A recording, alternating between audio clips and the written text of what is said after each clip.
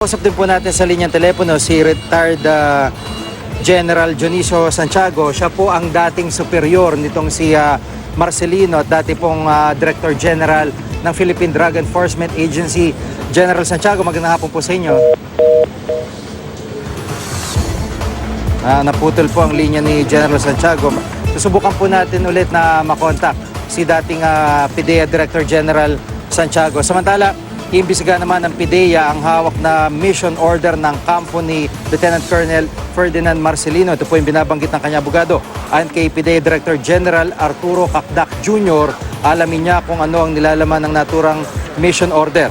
Sinabi na raw kasi ni AFP Chief of Staff na hindi niya inotorisa si Marcelino na magsagawa ng anti-drugs operation. Kinwestiyon din ni Cacdac kung paano makakapag-operate si Marcelino gayong nag-aaral siya. Git na rin ay Cacdac na may susi sila Marcelino papasok sa lugar na ino-operate ng PIDEA. Wala raw ang pangalan ni Marcelino sa mga subject ng warrant.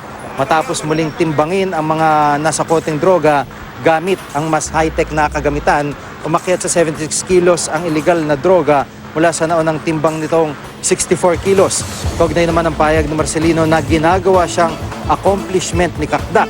Sagot ni Cacdac dito, bakit daw niya ito gagawing accomplishment ni hindi raw sila nag-abot sa PIDEA. Nag-ooperate daw ang PIDEA na hindi alam kung sino ang mahuhuling personalidad.